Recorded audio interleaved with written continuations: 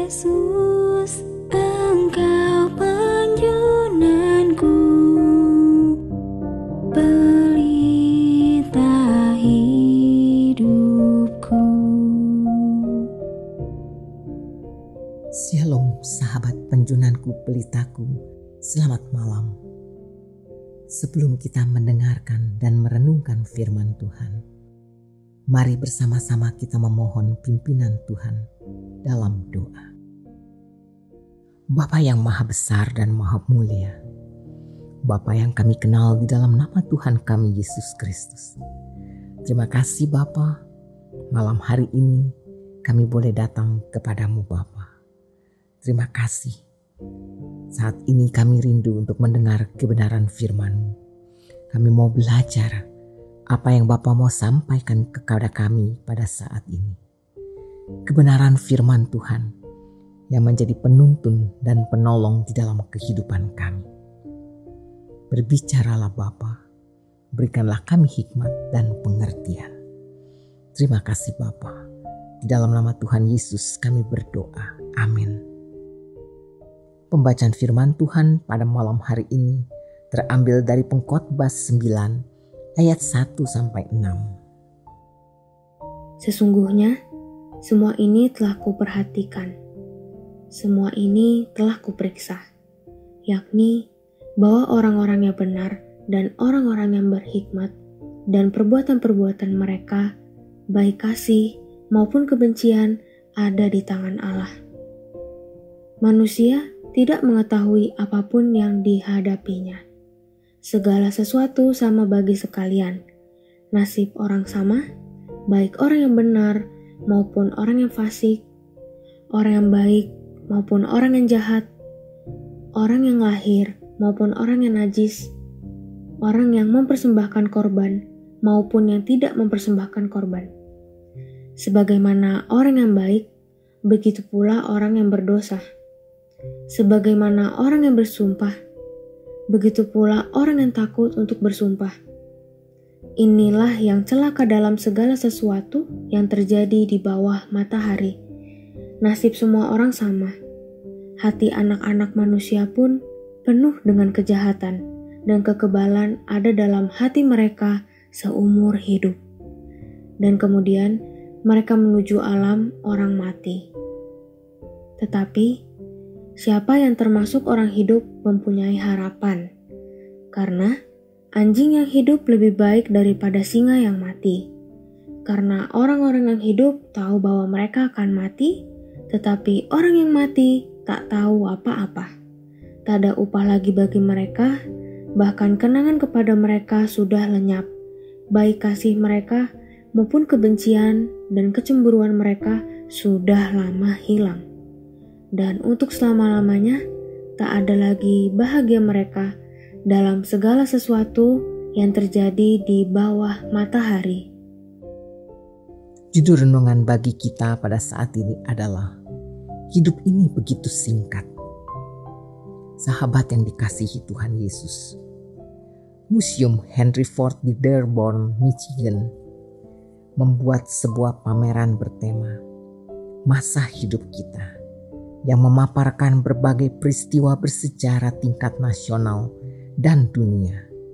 Di dalamnya digambarkan hiburan populer dan kondisi nyata yang terjadi di Amerika Serikat pada masa perang, masa Eisenhower, masa generasi baby boomers, generasi setelah Perang Dunia Kedua, dan seterusnya. Dengan melihat pameran ini, kita dapat menarik sebuah kesimpulan bahwa walau Anda dan saya tidak dapat memilih periode sejarah di mana kita hidup, kita harus menentukan bagaimana kita akan hidup selama masa yang diberikan kepada kita. Pengkhotbah menunjukkan bahwa selama seseorang hidup, mereka memiliki harapan. Tetapi begitu mereka mati, semua harapan hilang. Ini benar. Karena orang mati tidak dapat mengubah hidup mereka. Yang perlu kita ingat adalah bahwa kematian bukanlah akhir. Itu hanya awal dari sesuatu yang baru. Keabadian sedang menunggu bagi seluruh umat manusia, dan di mana ia dihabiskan tergantung pada pilihan yang dibuat saat seseorang masih hidup. Semua ini untuk mengatakan pilihan yang kita buat dalam hidup ini sangat penting. Jika Anda telah membuat pilihan yang buruk selama Anda masih hidup dan bernafas, masih ada waktu untuk memperbaiki keadaan dengan Tuhan. Sahabatku, kita masing-masing hanya memiliki satu kehidupan untuk hidup di bumi ini. Dan selama kita masih bernafas, kita memiliki harapan untuk membuatnya berarti. Gunakanlah dengan bijak, karena pilihan yang Anda buat akan mempengaruhi kekekalan Anda. Bagaimana cara Anda memaknai hidup saat ini? Marilah kita bersatu di dalam doa. Bapa Surgawi, setiap saat dan setiap hari mengingatkan kami betapa singkatnya hidup ini. Dan karena itu kami harus menjalaninya dengan baik. Tolonglah kami Bapa untuk tetap fokus pada hal-hal yang menyenangkan hati-Mu.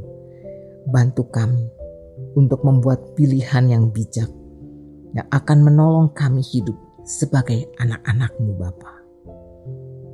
Terima kasih Bapa. Sekarang saatnya kami akan beristirahat. Kiranya Bapa menjaga dan melindungi kami dan seisi rumah kami, sehingga kami dapat beristirahat dengan baik. Demi Kristus Yesus kami berdoa. Amin.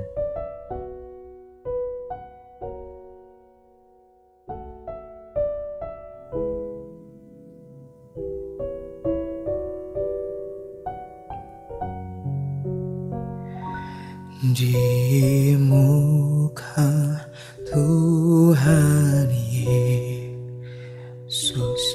betapa hina diriku, ku bawa dosa-dosaku di muka Tuhan Yesus, di muka Tuhan Yesus, tersungkur karena dosaku, ku buka kerinduanku di muka Tuhan Yesus.